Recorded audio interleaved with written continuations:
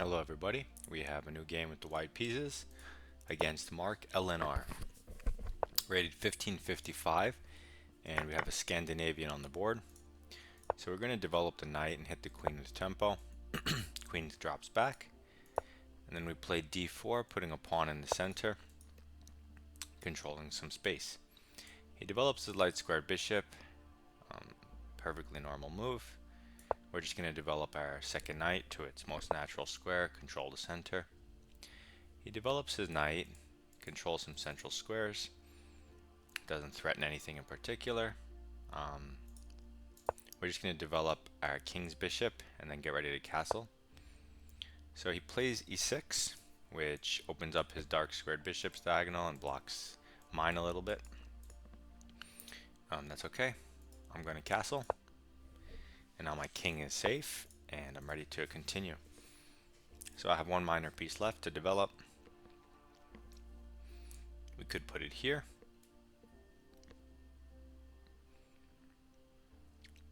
And I'm going to just do that. I'm going to develop it. Now all of my minor pieces are out.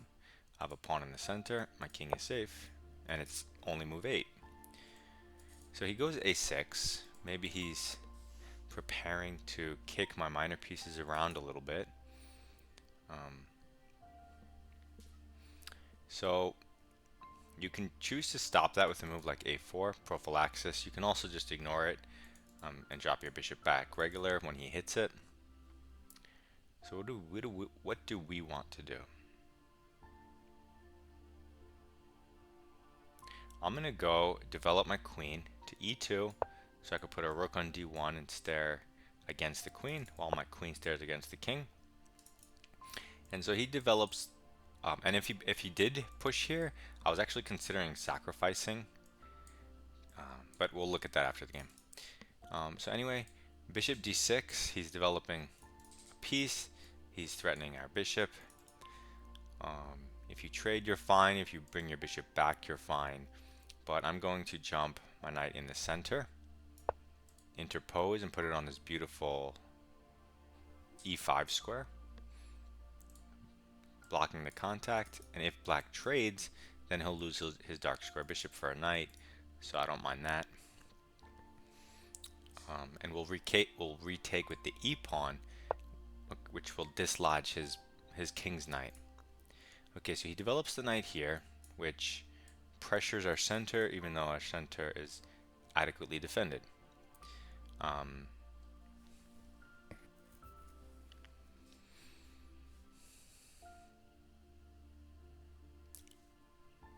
I am noticing that there's this convergence with the queen and the bishop.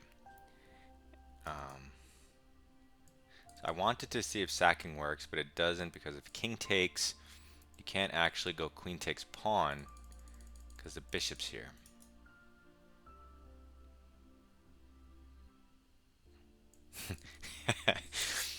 So should I kick the bishop? Is this insane? Hold on. I guess he could just take the knight in that scenario. And I don't want to have to calculate all those variations, so let's not do that. Okay, so anyway, he's attacking the knight. Let's make a developing move and just put the rook opposite the queen in case things open up. It also gets our rook in the game.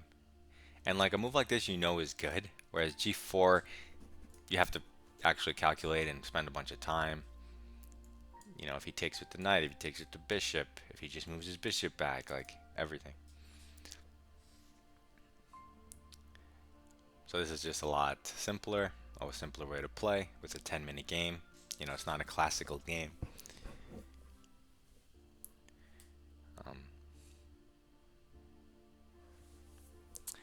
But maybe if he retreats his bishop to one of these, probably to here, which looks natural at some point, then we can take advantage of this.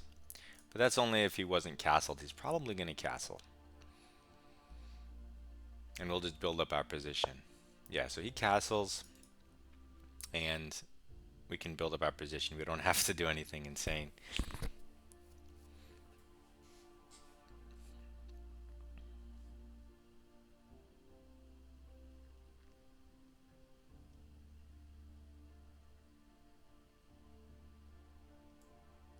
I'm going to play f3, which may look weird. And it's more instinct than anything. It's just, it takes away these two squares from these two pieces and controls the center one more time. So if I jump my knight in here, it's supported. So he takes my knight with his knight. But this is a blunder, because I could just take back and fork everything. That's a crazy move by him. He was playing normal moves like develop, castle, and then he just hangs everything. That's crazy. So, okay, so his, oh, I see. He gives this check to try to get out of everything. He's going to go back. I'm going to move because you obviously want your king into safety. It's even better than blocking with a piece because it'll solve all future king problems as opposed to just that temporary situation with the piece blocking.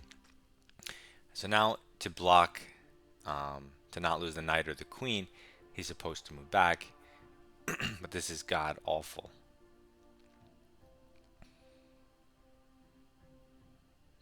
Absolutely terrible. He goes forward, and for some reason my brain wanted to en passant that. That's crazy. Okay, so I'm going to take that, and then he's going to take back, and then he's going to lose something. So let's take with the bishop. We're threatening this to win the queen. We're threatening this pawn, although I'm not going to take it. Okay, so he moves the queen and hits the bishop. So this is the most natural move. I don't see anything wrong with it. So let's do it. It gives us the turn back and maybe something like this, hitting the bishop and the pawn. Okay, so he goes to the other side, threatening this pawn. I'm going to attack his queen again, which defends the pawn and gives us the turn back. If he goes here, there's forks. If he goes here, I mean, we could still kick him if we want, or we can then move our queen here. So this is a nice move to include for free. It also gets, you know, it's not being targeted anymore by the bishop, which is nice. Nice plus. We could kick this guy. I mean, this looks terrible for him. So if we kick him and he goes back here,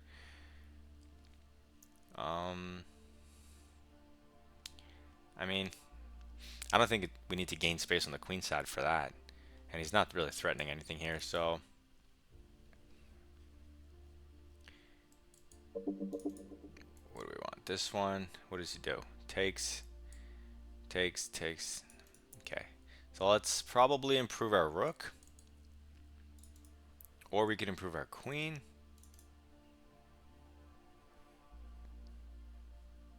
Or we could still do this. You know what? Let's do this. It's a free move. It gets his bishop out of our position. It's not controlling the center. It puts it on this garbage square where it blocks its own rook from pressuring our pawn. And it'll give us control over this diagonal again if we want it with our bishop.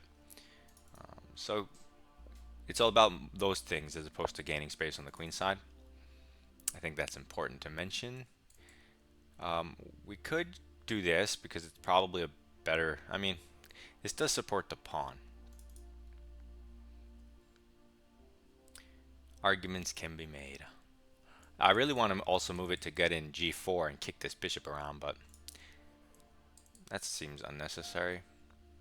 I could go here, but what does that really threaten? I mean, it ties down his rook, which is nice, but I don't want to waste a turn on that necessarily. I could double my rooks, that's something. I don't know where I want this bishop.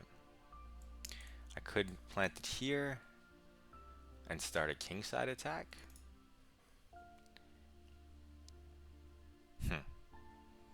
Tricky. Okay, let's go here. Let's just pressure this. I could always drop my queen back. If he kicks it, and I throw this in and he goes here, there's no point. If I take and he takes with the rook, I don't see anything, so let's go here. We're up a pawn, so if he's trading, that's not good for him because we also have a stronger center. And if he's not trading, he's going back there, he's hitting our pawn. So let's just drop back, go here, consolidate for a second, and now we can push f4 or 5, f6. See, now I see a plan. Now I see a plan. Not just random moves like this, which was dumb. Yeah, that was just a bad move, but now I see a plan. Nice and easy.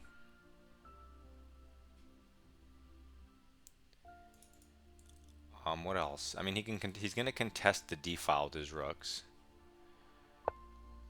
Okay, he doesn't do that. He moves his queen, which I think is worse. Yeah, he's hitting this pawn. Maybe he's... I mean, I don't know what he's doing because he's in a pin, so... But anyway, I'm going to continue with my plan. I'm just pushing this pawn up the board. He probably thinks I did this as a response to his move, but I was going to do it anyway, so he may not be expecting the f5. He may think it's like, oh, I'm defending the pawn. You see, because this is a terrible move. Absolutely terrible. Giving me a beautiful target for the endgame that I didn't have a second ago on c6. But as mentioned, I'm just going to try to steamroll him with the e and f pawns. So he gets out of the way and tries to counter skewer me, which is an idea. Should I give up a rook? Like if I go here and he takes my rook,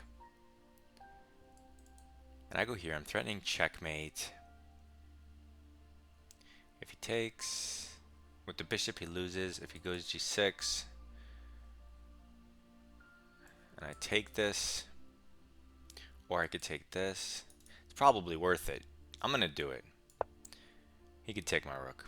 I mean, you could have blocked with your bishop, just to be clear. Like he wasn't winning material. It's not like I fell for a tactic. You could block with your bishop, but I'm choosing to give up the rook. Big difference. Okay, so now I think this is the move because e6, which hits the queen, he moves the queen. So I think this is the move. He has to go g6 or g5 probably. But then maybe I could actually sneak in and he can't avoid mate, instead of taking the bishop or instead of sacking on g6. Unless he goes g6, then I can't sneak in. If he goes g5, I can sneak in. If he goes g6 and I sack and he takes and I take, that would be checkmate. So if I take here and he moves his bishop, let's just say, that's also checkmate. If he takes the pawns, then... Well, then if I move my bishop, he's going to have bishop g7. So if he goes g6, maybe I take the bishop.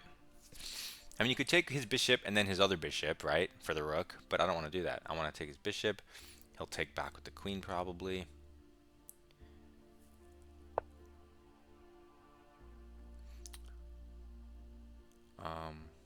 Then I would have to take his other bishop.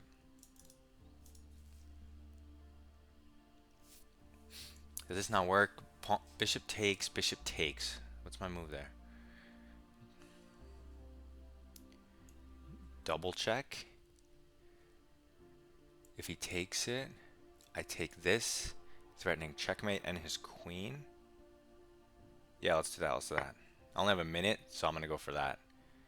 So basically, I was trying... Okay, no, this one is definitely just checkmate. Yeah, no, this wasn't the defense. Okay, so you see, we hung a rook, or we sacked a rook, not hung, we sacked a rook. But it was all for this attack that he had no idea how to stop, which is reasonable for 1500 lead chess. I'm going to click analysis board. We'll go through the game. Scandinavian, center, development.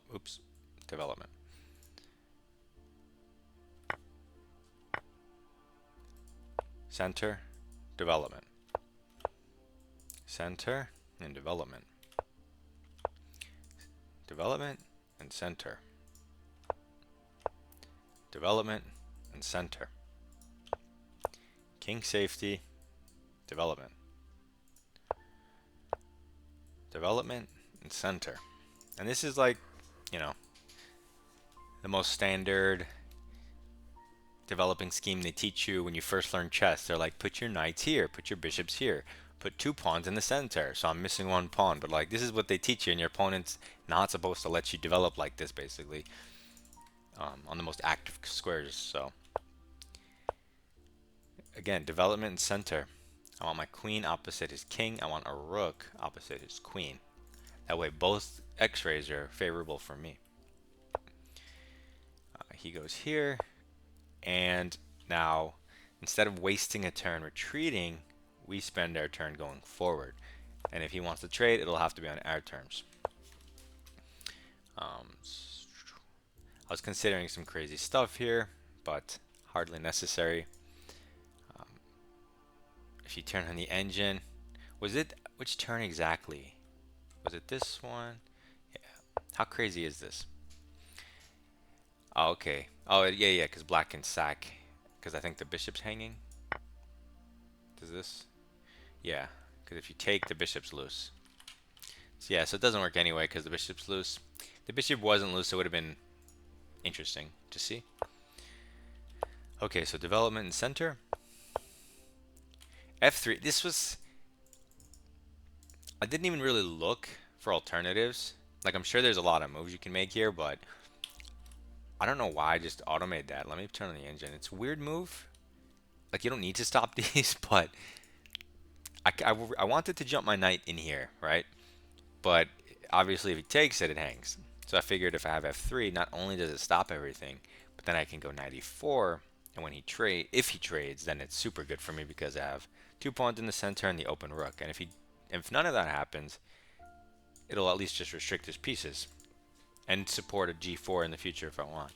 So it's interesting, but it's just one of like 10 moves that are equal. So yeah. Okay, so I play this, which is just center. That was the idea behind it. He takes, so forced move, we have to recapture. And why should I give him the bishop trade? It doesn't make any sense. And also, if I have an opportunity to kick his king's knight, the best defender, I should, right? So even though I looked at this and I didn't calculate, I just visually I'm like, oh, he blundered because look at this.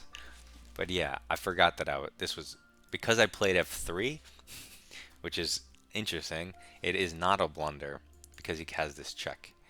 So this is why moving the F pawn is so ridiculous, because it opens up opportunities like this. Like if my pawn was on F2, this is absolutely a blunder because he has no check, right? So he loses a piece.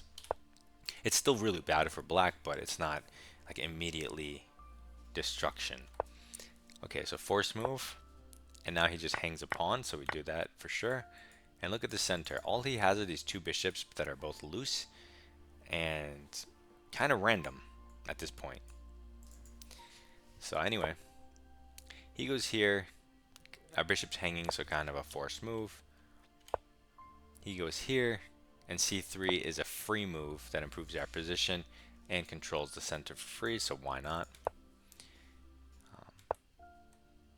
B4, another free move that helps control the center by misplacing and restricting his pieces, pushing him back. And you can see we have all of our space and some of his space. Queen C4 was not the right idea. I don't even like it, to be honest. So let's see. Just developing the rook makes sense. F4 supporting the center makes sense. A3 supporting the B4 pawn so that you can push the C pawn makes sense. Yeah, so just basically play it slow. This is just a slow position. There's nothing crazy here.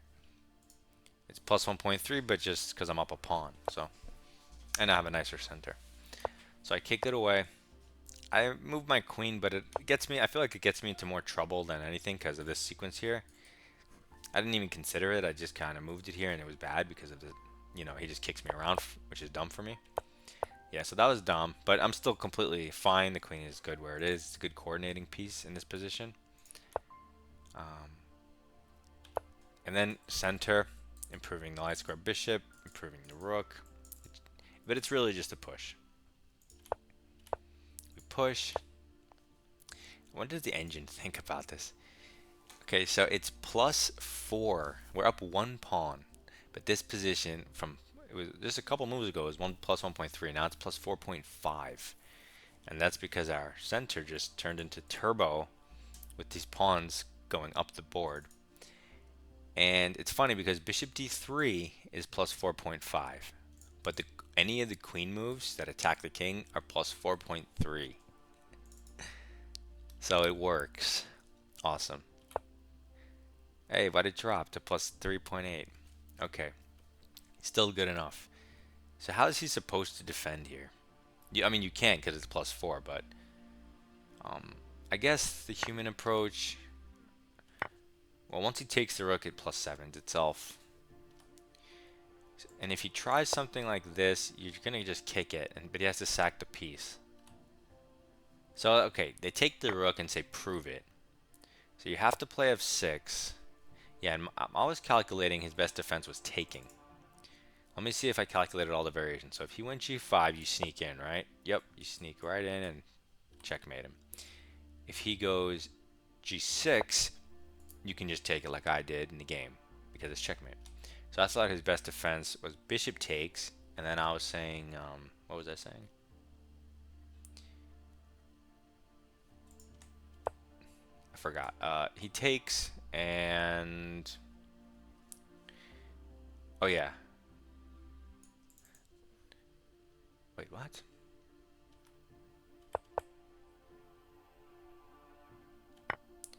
Oh no. Okay, duh. No, here if he takes, you just take and you're threatening mate and the queen. So we calculated this, but what we said was if he plays g6 and I sack and then he takes, that's why I was supposed to sack first. Now is what I was calculating. If he takes here, I thought it was his best defense. Because if he takes with the pawn, he gets mated in 2. I thought if he sacks here, I would have to calculate. So obviously I didn't want to take both of his bishops just for the material. I wanted to checkmate him. So if we take the bishop, we're hitting the queen and threatening checkmate because bishop discovery is a check with checkmate. This doesn't work, does it? King takes. Pawn takes. Oh my god. This is a move I missed. Bishop takes g2. But how does this save him? Oh, because of rook over.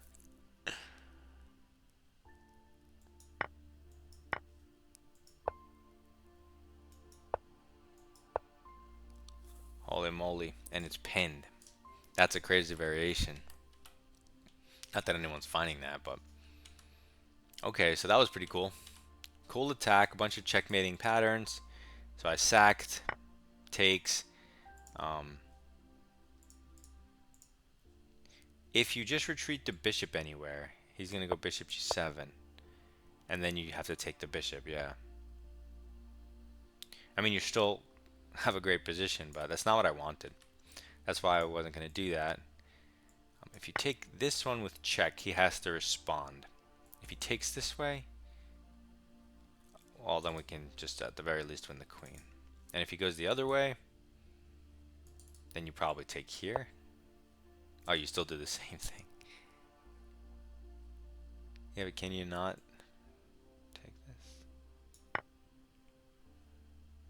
Oh, because duh, he just takes the bishop. Okay, so he takes here, and if we take this back, we're threatening the queen and discover checkmate. If he tries that weird thing again, okay, his queen and discover checkmate. If he takes the bishop, he loses the queen. If he moves the queen, we checkmate him. Okay, so it's pretty simple overall.